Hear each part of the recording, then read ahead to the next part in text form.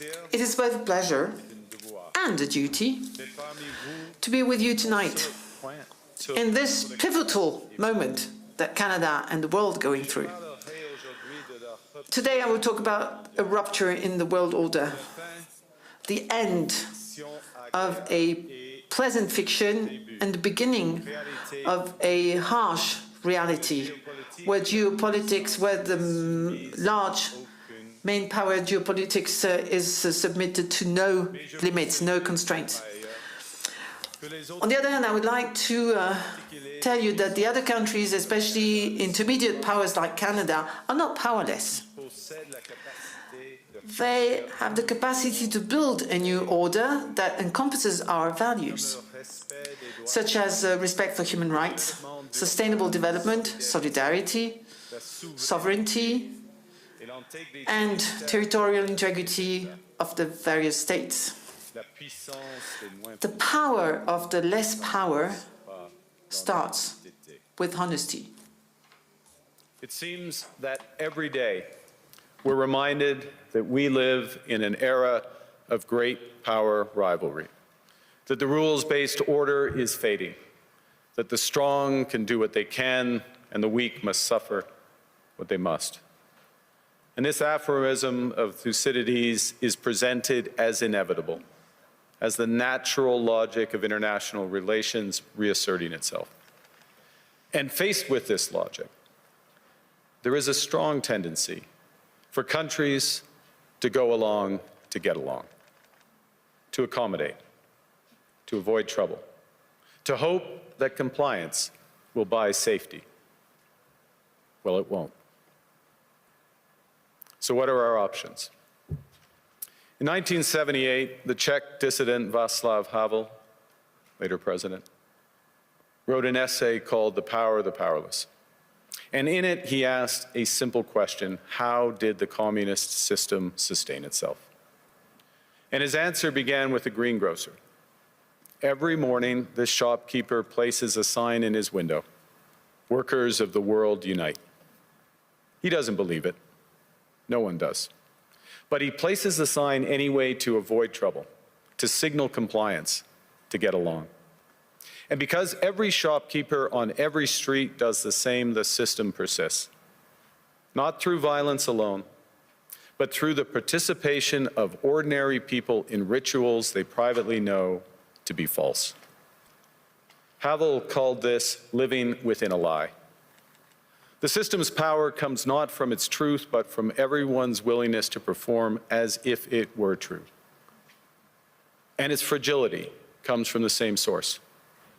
When even one person stops performing, when the greengrocer removes his sign, the illusion begins to crack. Friends, it is time for companies and countries to take their signs down. For decades,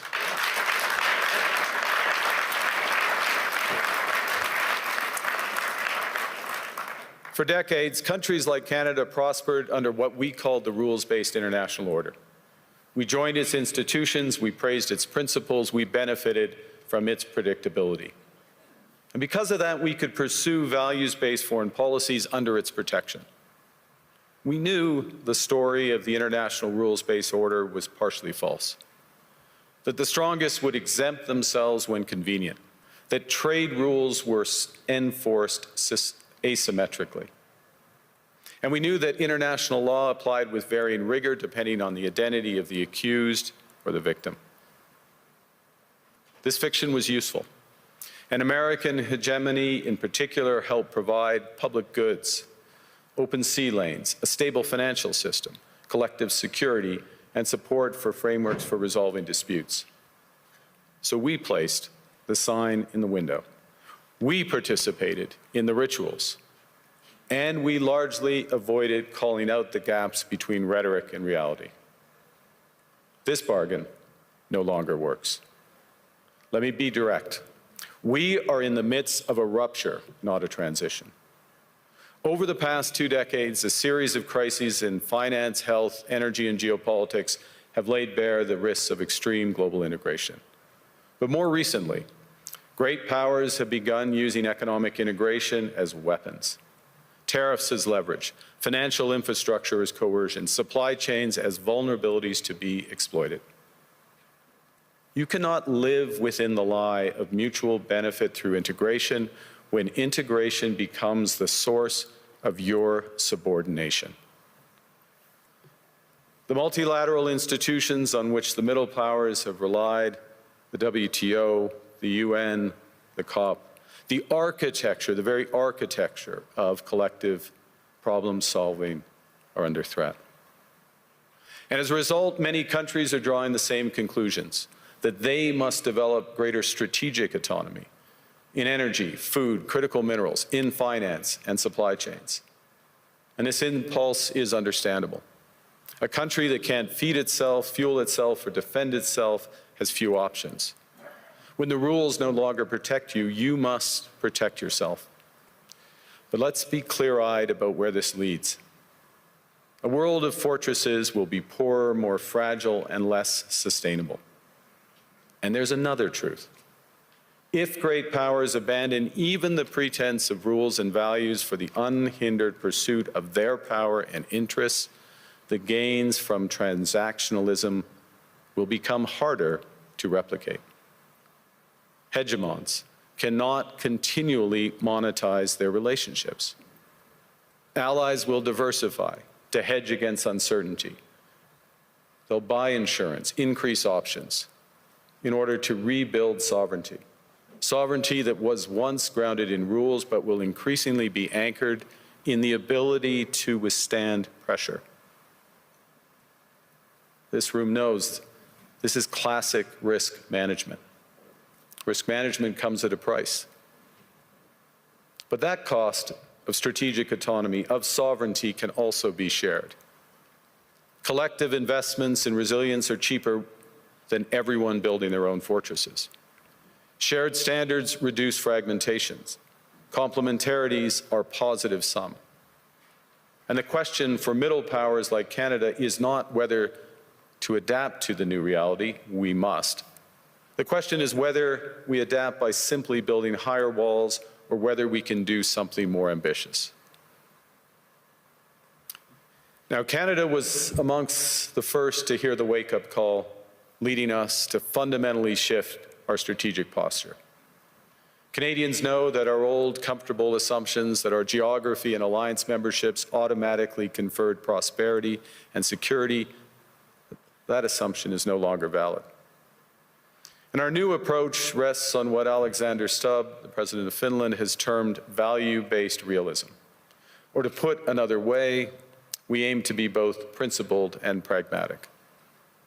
Principled in our commitment to fundamental values, sovereignty, territorial integrity, the prohibition of the use of force except when consistent with the UN Charter, and respect for human rights.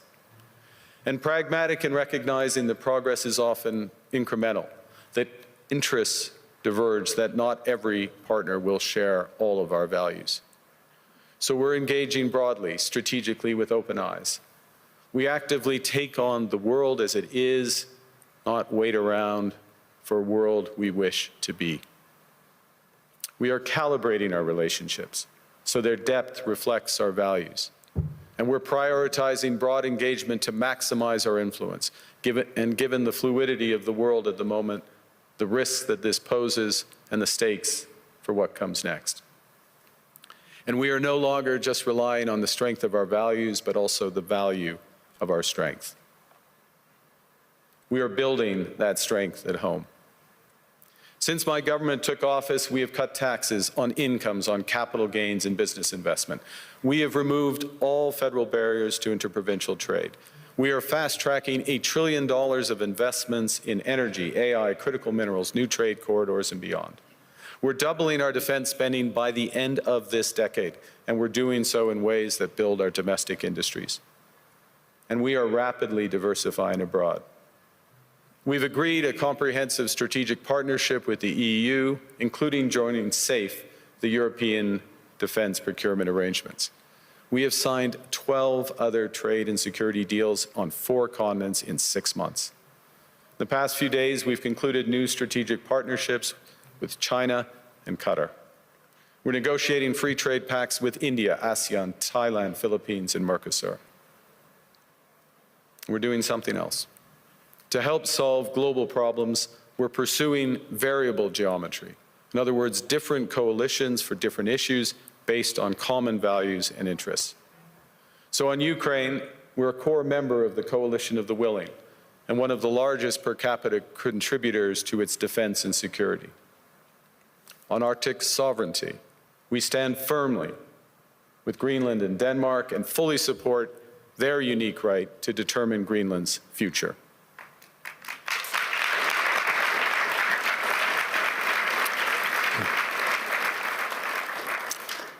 Our commitment to NATO's Article 5 is unwavering. So we're working with our NATO allies, including the Nordic-Baltic Gate, to further secure the alliance's northern and western flanks, including through Canada's unprecedented investments in over-the-horizon radar, in submarines, in aircraft, and boots on the ground, boots on the ice. Canada strongly opposes tariffs over Greenland and calls for focused talks to achieve our shared objectives of security and prosperity in the Arctic. On plurilateral trade, we're championing efforts to build a bridge between the Trans-Pacific Partnership and the European Union, which would create a new trading bloc of 1.5 billion people. On critical minerals, we're forming buyers' clubs anchored in the G7 so that the world can diversify away from concentrated supply. And on AI, we're cooperating with like-minded democracies to ensure that we won't ultimately be forced to choose between hegemons and hyperscalers. This is not naive multilateralism, nor is it relying on their institutions.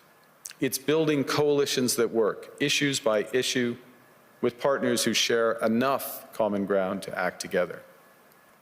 In some cases, this will be the vast majority of nations.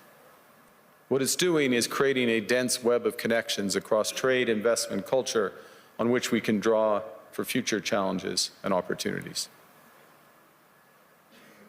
Argue the middle powers must act together because if we're not at the table, we're on the menu. But I'd also say that great powers can afford for now to go it alone. They have the market size, the military capacity, and the leverage to dictate terms. Middle powers do not. But when we only negotiate bilaterally with a hegemon, we negotiate from weakness. We accept what's offered. We compete with each other to be the most accommodating. This is not sovereignty. It's the performance of sovereignty while accepting subordination. In a world of great power rivalry, the countries in between have a choice: compete with each other for favor, or to combine to create a third path with impact.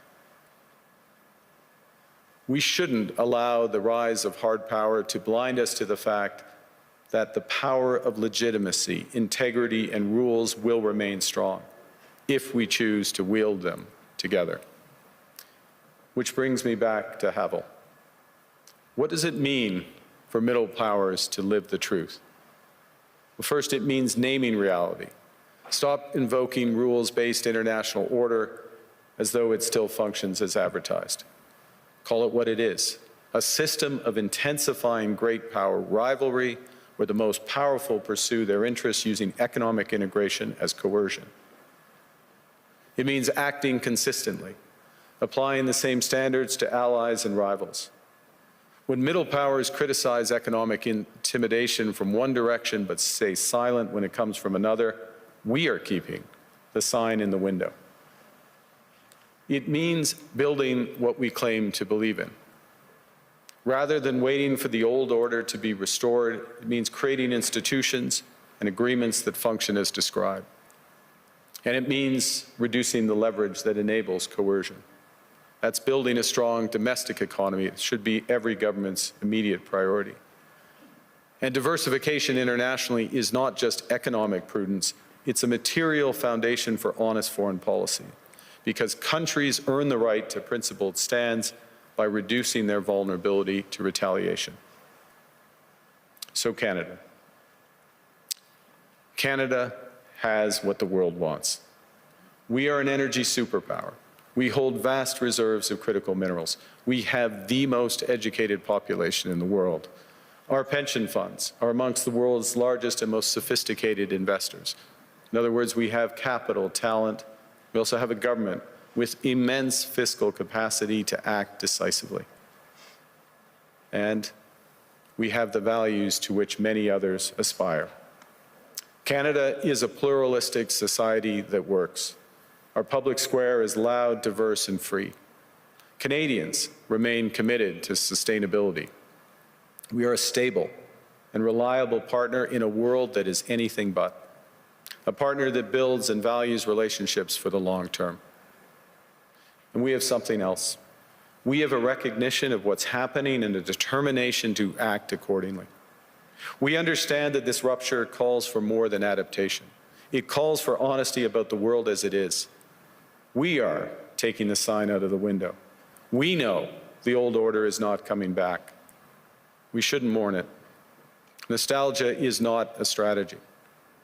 But we believe that from the fracture, we can build something bigger, better, stronger, more just.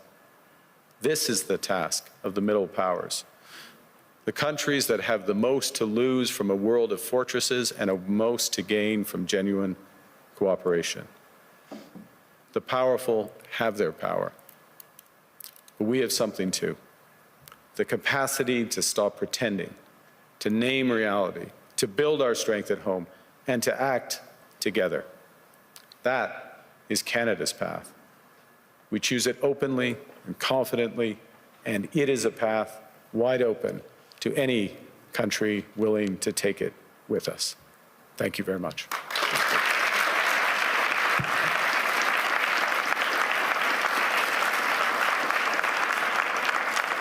Merci pour votre attention. Si ce contenu vous a intéressé, n'hésitez pas à laisser un like et à vous abonner à la chaîne. Votre soutien contribue directement à la poursuite de ce travail d'information. À bientôt.